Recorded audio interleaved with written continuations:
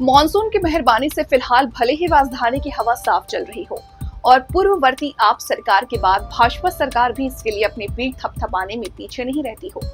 लेकिन वर्ष दर वर्ष बीतने के बावजूद वायु प्रदूषण के हालात में बहुत सुधार नहीं है। विशेषज्ञों का मानना है कि इसकी प्रमुख वजह जमीनी स्तर पर वर्ष भर कारगर कदम नहीं उठाना। शिकागो विश्वविद्यालय की ऊर्जा नीति संस्थान की air quality life index report जिस डेटा पर तैयार की जाती है वो ऑटोमेटिक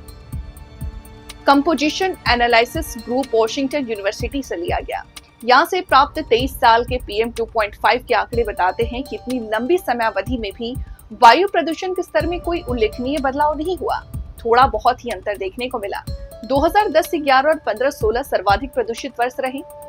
जिसमें आपको बता दूं कि जीवन प्रत्याशा कोई अहम बदलाव नहीं नजर आया। एनवायरो कैटलिस्ट के संस्थापक और मुख्य विशेषज्ञ सुनील दहिया कहते हैं कि दिल्ली के भौगोलिक स्थिति और कम वायु प्रसार क्षमता के कारण प्रदूषण के कण यहाँ जमते हैं और लंबे समय तक टिके रहते हैं।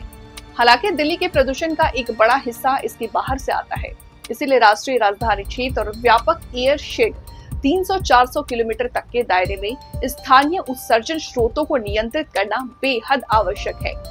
शहरी बुनियादी ढांचे में सुधार की आवश्यकता Kotak school of sustainability IIT Kanpur के डीन प्रोफेसर SN त्रिपाठी कहते हैं, दिल्ली में वायु प्रदूषण से निपटने के लिए शहरी बुनियादी ढांचे में सुधार की भी आवश्यकता है, जैसे यातायात की भीड़ और संबंधित उत्सर्जन को कम करने के लिए पहले मील और अंतिम मील की कनेक्टिविटी को बढ़ाना, सार्वजनिक परिवहन तक निर्बाध पहुंच की सुविधा प्रदान करके प्रभावी संपर्क, निजी वाहनों पर निर्भरता को कम करना, जो बदले में यातायात की मात्रा को उत्सर्जन को कम करता है। इसी तरह राइड शेयरिंग नीतियां जो मार्गों को अनुकूलित करती हैं और वाहनों का इस्तेमाल बढ़ाती हैं, इसमें भीड़ कम होती है और वायु गुणवत्ता में भी सुधार नजर आता है।